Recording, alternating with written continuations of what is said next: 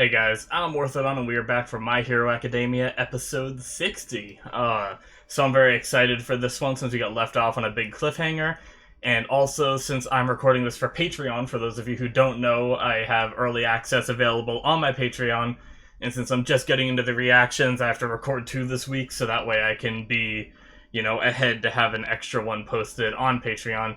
You can also find full length on there on Patreon as well if you wanted to support me at all. So I figured I'd do a little plug in the beginning of that, which I meant to do last episode, but I had a lot to talk about, so I decided not to. But yeah, guys, this episode we're gonna find out the results of the provisional hero licenses. I've updated my theory a little bit from the last video you guys saw, because in the discussion I talked about how it might be Todoroki and Inasa that failed, but we didn't really have enough visuals on everybody else to have an idea of who else would fail. So really, it's just will Inasa and Todoroki fail or pass? And to further back up my theory that they will fail is that on the big scoreboard when I was editing, I noticed that everyone's name is posted, but there's 2 blank spots at the bottom right corner. And now that could either be Todoroki and Inasa being crossed off because they failed, or it could just be that there's not enough kids there to fill that whole board. It also, just because their names are up there doesn't mean that they passed. It could say Midoriya and then pass right underneath it. And then Inasa fail. So everyone's name might already be up there anyway. But I don't want to go too in-depth into that before we get into the episode, because we're going to find out here anyway. But I just wanted to throw that out there, because while editing I did notice that, so I wanted to update my theory a little bit with those 2 blank spots. But yeah, guys, I have no idea what to expect for the last, what do we have, 3 more episodes after this, so 4 more episodes total if we count this one. I don't know what's going to happen. If it's going to be build up for season 4, or if it's just going to be happy-go-lucky school stuff until the end, or if it's going to be a really quick, big intense thing that happens. I have no idea. But I'm really looking forward to finding out, so let's jump into the episode, shall we? Alrighty guys, so like usual, there's going to be a Vimeo link down in the description. You're going to click that link. I should say just like last episode, just like usual for my channel. I do this for all my videos. But there's going to be a link in the description that sends you to Vimeo. That Vimeo link will bring you right to the reaction, 1 click away. Should be easy peasy. If there's any complications, please let me know. So that way I can, fix any problems people have with it, or try to anyway.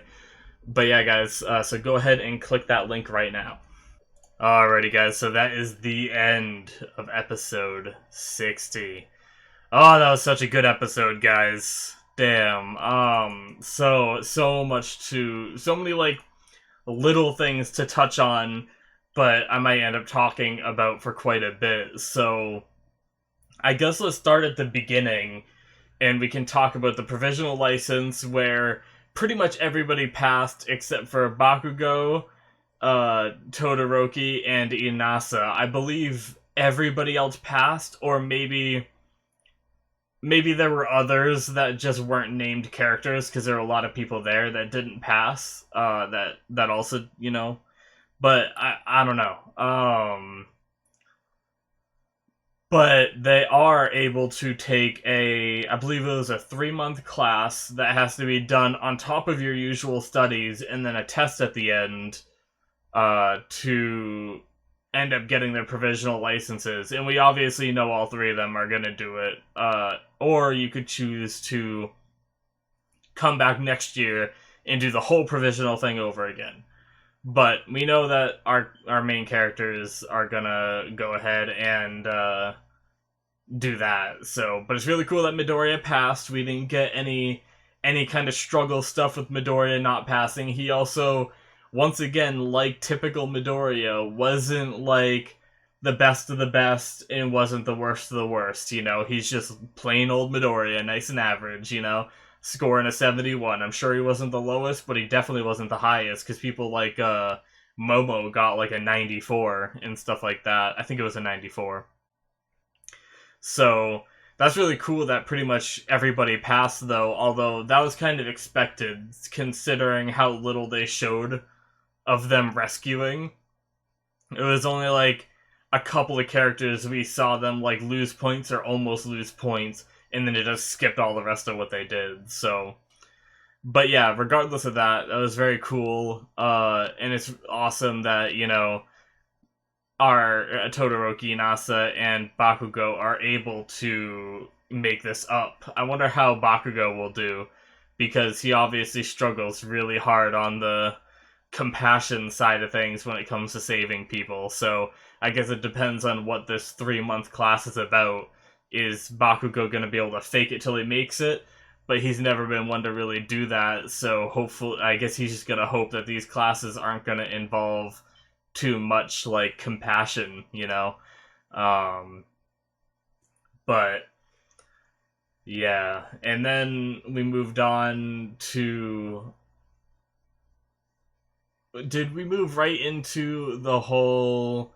Oh, that was the next thing. The whole, Toga thing. And now, I may not have sounded as surprised as I could have. I actually predicted in one of my other episodes, during the rewatch series, I think is when I talked about it.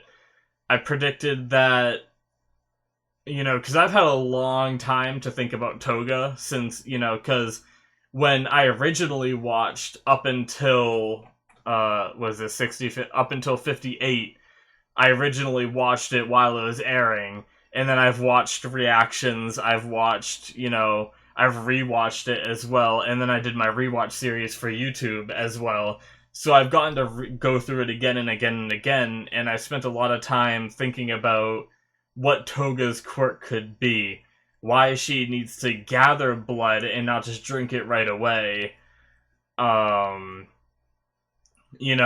of, like, when I first met Toga, I thought because of the scene, not first met, but when we first saw Toga in action, when she went up against, Uraraka, we saw that she kind of played mind games, and I thought maybe that was, like, some kind of mental thing, where she was able to, like, throw your brain into a sense of confusion, because she was talking about, like, you love someone too, right? You want to be like that person.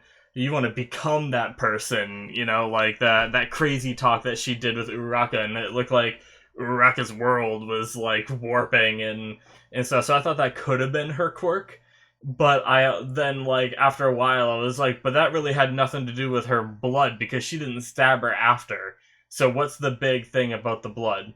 And I believe in one of my last rewatch series videos, I talked about the possibility that Toga might be able to become other people if she drinks their blood. So sort of like a vampire, but a twist on it, where she's not consuming blood for nourishment rather than consuming it for her quirk activation. And that's also why she really liked Stain at first as well, was because his quirk is similar to hers.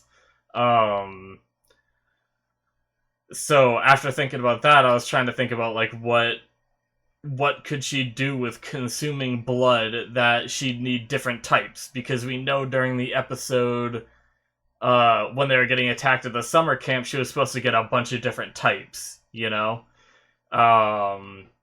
So I started thinking maybe she can turn into the person that she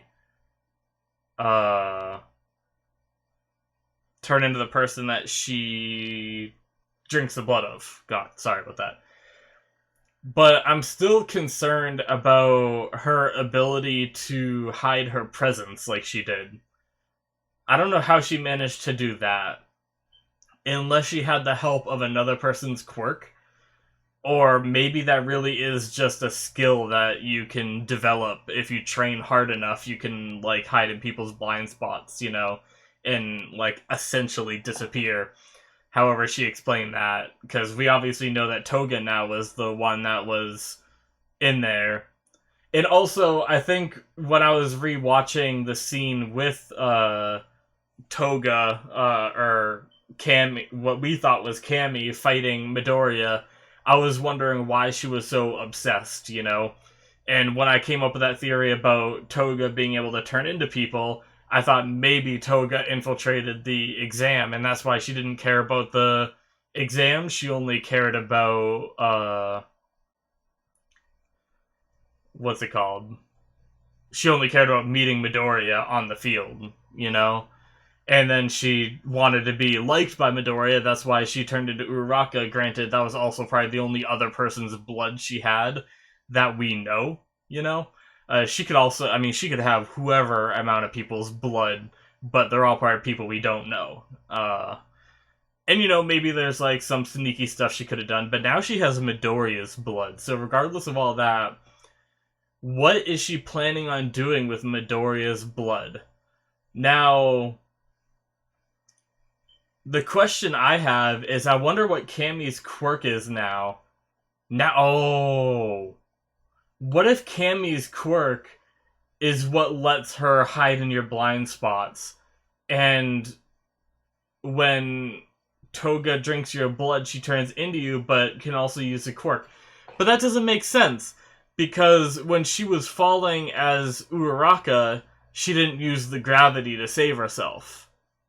Unless she just wanted Midoriya to save her. I'm 50-50 on that. I'm 50-50 on whether or not Toga can use the quirk of the person whose blood she drinks. Because that could be how she did the thing that Cammy was doing with the hiding in blind spots. But I don't know why she would have, you know, not saved herself there.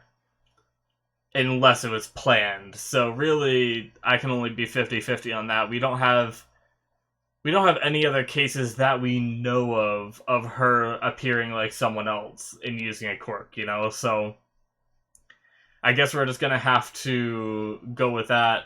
I hope I didn't miss anything when they explained the transform. I guess I could go back to that part and rewatch it. Just to make sure I'm not a friggin' idiot. Real fast, I'll try to get back there. I think we're pretty close.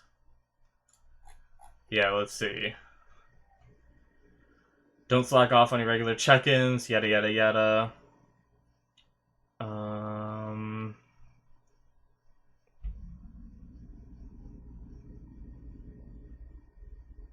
Okay. She got some of Izuku's blood, which I'm trying to figure out, that's why I quirk transform. By ingesting someone else's blood, she can transform to look like that person. That was all that was revealed.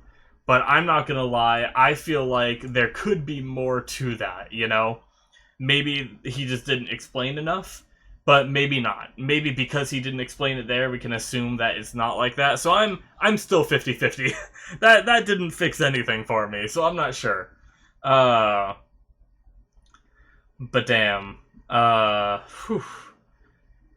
So, what could she do with Midoriya's blood? I'm trying to rack my brain. If she can't use the quirk, and if All For One can't take the quirk of, you know, if... I would assume that if All For One was going to take Midoriya's quirk, he'd actually need Midoriya, not just Toga looking like Midoriya, you know? I don't think, like, All For One could take One For All back and do it through Toga looking like Midoriya. I think that's just ridiculous thing that I just came up with. So the only thing I can think of is she's gonna use that to somehow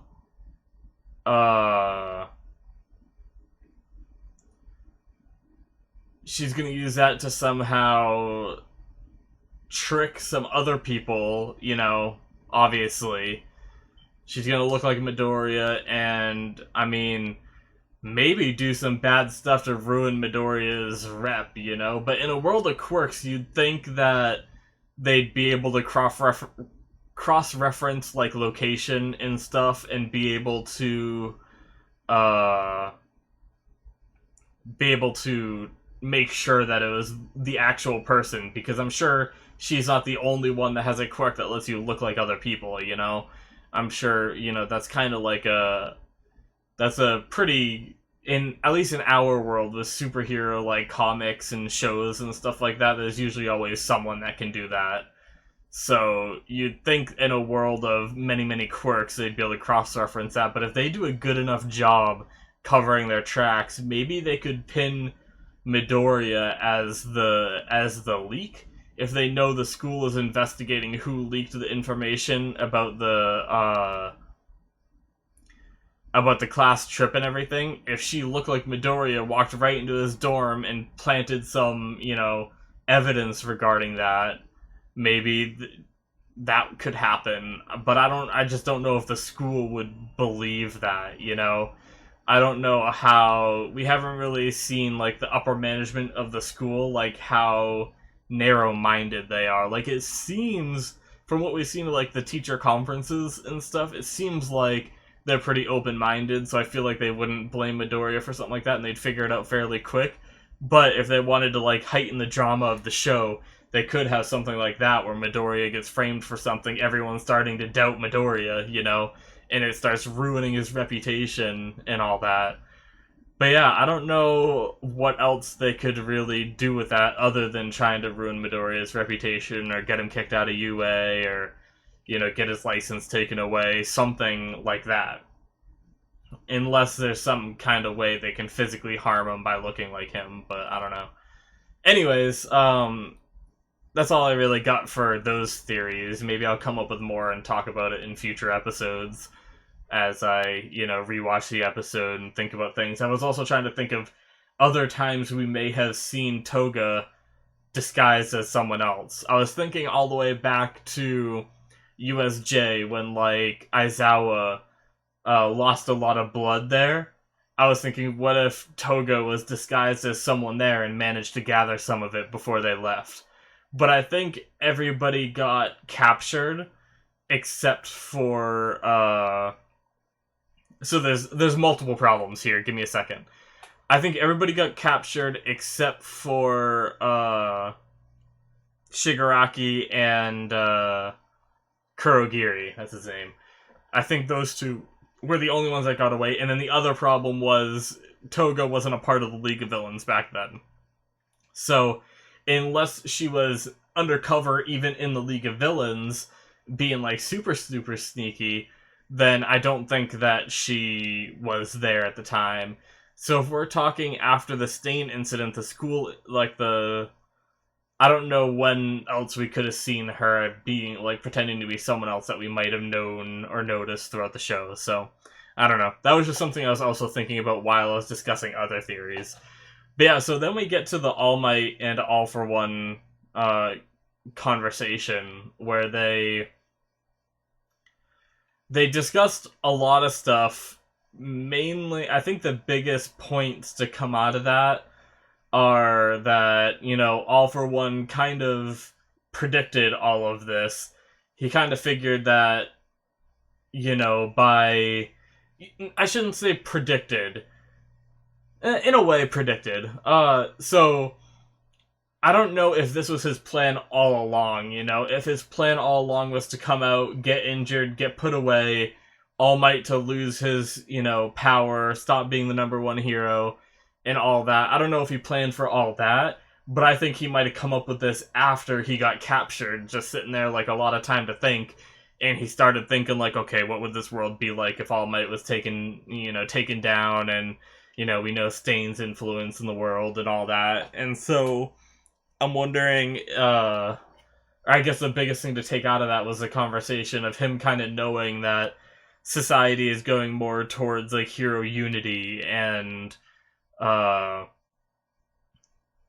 getting, more antsy and more worried because the number one's gone, Endeavor can't really fill those shoes fully, and now all the villains are starting to realize that, and they're starting to move, and just creating, this chaos, and it's all stemming from the fact that All Might lost his power because everybody relied on All Might so long that they even mentioned that they almost forgot and, like, got rusty of how to do the jobs themselves, And granted, there was always heroes doing stuff while All Might was a hero, but when All Might solved, like, majority of, like, the major crime, he kind of set that precedence. Same with kind of like a rich kid.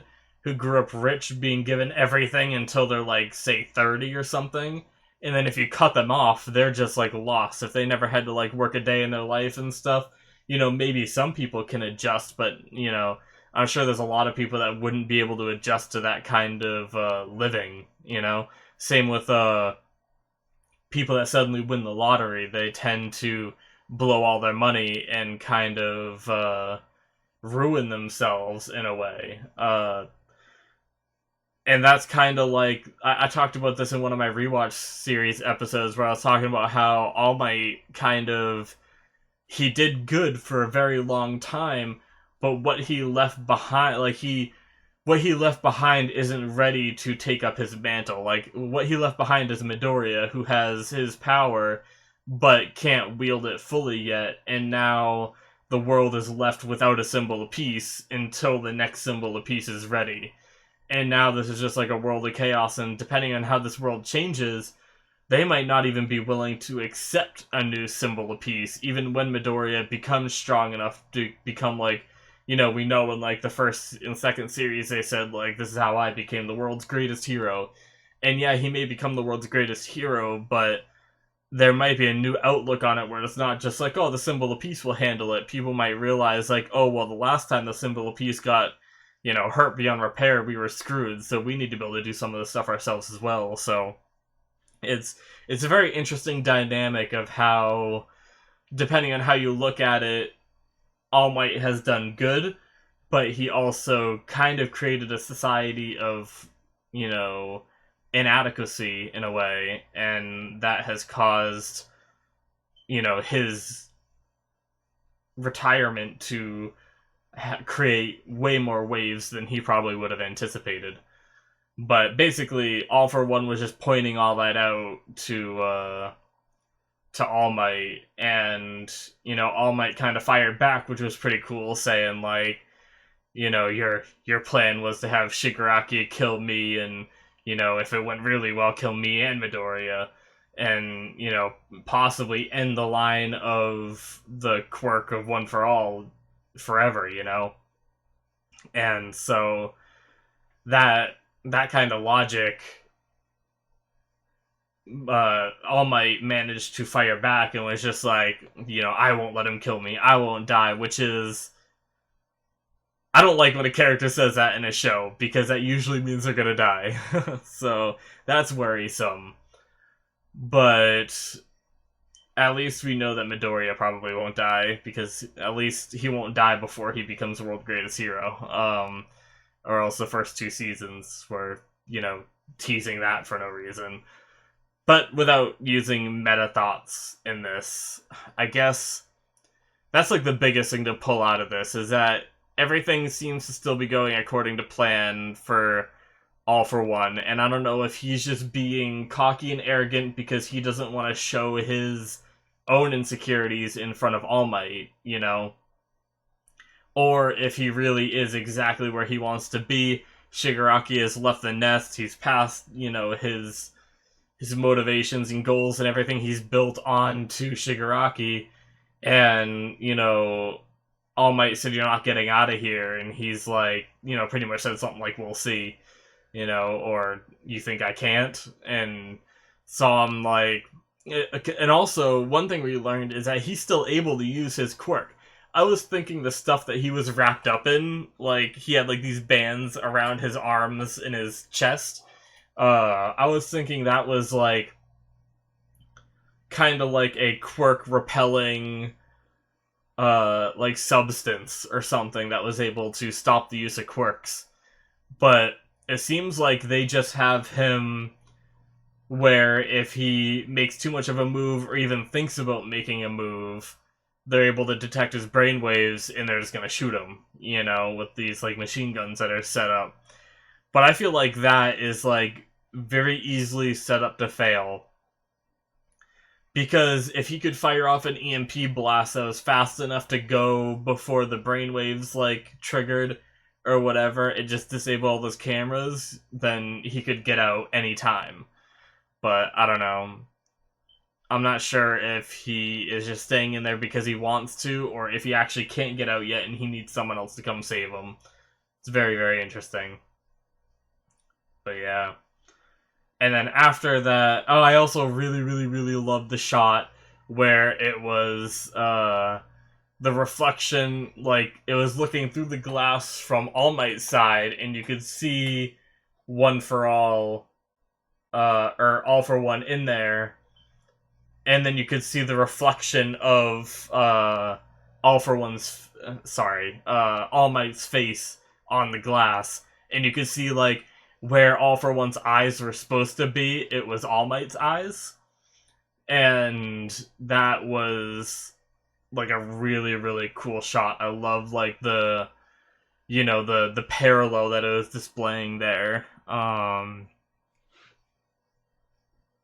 damn, that was really good. And then the conversation between Midoriya and Bakugo, which will be the last little bit I talk about here. I did not know where that was going because, well, no, I shouldn't say that. I knew where it was going. I knew it was gonna be, Bakugo confronting Midoriya about the quirk when he said like, let's talk about your quirk or our quirk or whatever he said. But I didn't think that he was gonna like. I didn't think that he was gonna be so angry about it, because when we saw him during the provisional licenses, he said, "It looks like you've really made that borrowed quirk your own," or something like that, And that kind of told me that he was changing in a way. But then this episode, he seemed to be back to his like hating self in a way. But I'm wondering if more is going to come out of this. So if they actually do fight, because that was his answer, Midoriya was like, what are you going to do with the answer? And he's like, let's fight. And by Midoriya not declining it, he kind of already said that it was the case, but I just wonder what Bakugo's plan is here, whether Bakugo wins or loses in this fight, if this fight even takes place, because I don't know, like, if they could get in trouble for this kind of thing and they could get interrupted or whatnot, because fighting without supervision, they both have very strong quirks and they could very much hurt each other. But also, Midoriya can't go all out, whereas Bakugo can hurt himself to go even further, too. So, I guess they're sort of in the same boat, in a way. I still think since Bakugo has had his quirk longer, he has the advantage. But, anyways. I just wonder, I'm just thinking about whether, regardless of the outcome, what is this going to prove to Bakugo? Because Bakugo wants to be the best. He wants to be like All Might, like he said in this episode. So does Midoriya. So does he think beating Midoriya is going to bring him one step closer to All Might? Or does he think that, if Midoriya beats him, he's going to have this, like, sense of respect for Midoriya, possibly? Like, I'm just wondering how they can twist this to make Bakugo not just seem like a whining baby that... Not a whining baby, but, like... I don't know, he just, like, seems jealous, almost, that Midoriya is the one that got All Might's power, and he didn't, this kid that he thought was always weak and everything, just like he always has been. But I just wonder if this fight is going to be a way for them to move past their problems, and, finally, towards the end of Season 3, we might actually see Bakugo start to come on his own a little bit, realizing now that he's, like, failed something, because with his attitude, he's always pretty much succeeded, Even though everyone told him, his attitude is, dog crap steeped in garbage, or sewage steeped in garbage, or whatever it was that, I think it was Kaminari said to him on the bus one time. Even though he knew that, and even like the number 4 hero told him that, Best Jeanist, and all this, he was still succeeding. He still got into UA. He still, he failed some tests, but all in all, he was still passing. He was #1 at the sports festival, even though he didn't really accept that. And this is the first time he's really failed something big, getting his provisional license. And that might have, shook him up a bit, and might have finally made him realize that he needs to change a bit. And maybe this is one of his first steps to changing before he gets into this 3-month course. This might just be, his final bits of frustration he takes out before he starts to work on himself, He wants to get this out of his system and then try to fix himself, but I don't know. Or I could be completely wrong, and Midoriya will beat him, and I just don't want, after all this development for Bakugo, I don't want him to become, a villain or something. I hope, if this show goes that route, I'm gonna be pretty upset, but I'm gonna give it to, the writer of My Hero. He or she has done a fantastic job so far, or it could be a group of people. They've done a fantastic job so far of not making dumb character choices. A lot of the characters' choices fall in line with their beliefs and everything, and the way they've acted all along. They don't do sudden character changes. So I don't see them doing anything stupid with his character. So I'm very much interested to see what they have in store for him. Because obviously we know that Bakugo needs to kind of fix this attitude of his before he gets into actual hero work. Once he graduates the school and he's a hero on the streets, his attitude needs to be a bit better, or he's gonna be just as bad as Endeavor, with, people like Inasa hating him because he slaps, signature signs away and stuff like that, and only cares about aiming at the top, and whereas that has gotten Endeavor to, now the #1 hero, but if you want to not count that, even the #2 hero, he can still do it with keeping that attitude, apparently, once he gets past this portion, but I don't know. But yeah, guys, I think that sums up most of what I want to talk about. I could ramble on more about Bakugo's personality and stuff, but regardless of all that, I'm not going to go too in depth with that. I've already discussed longer than the majority of times I do discussions, but this episode had a lot to talk about and that I wanted to discuss. But yeah, guys, I hope you enjoyed. I'm really looking forward to finishing up the series, getting into the movies, seeing what those are about, and getting ready for Season 4 to come out. So I hope you guys enjoyed. You guys can hit that subscribe button if you want to support me. There's also, like I mentioned in the beginning, there's Patreon. I won't go into depth about that again because I already did. And yeah, guys, thank you so much for watching, and I will see you guys in the next one. Bye-bye.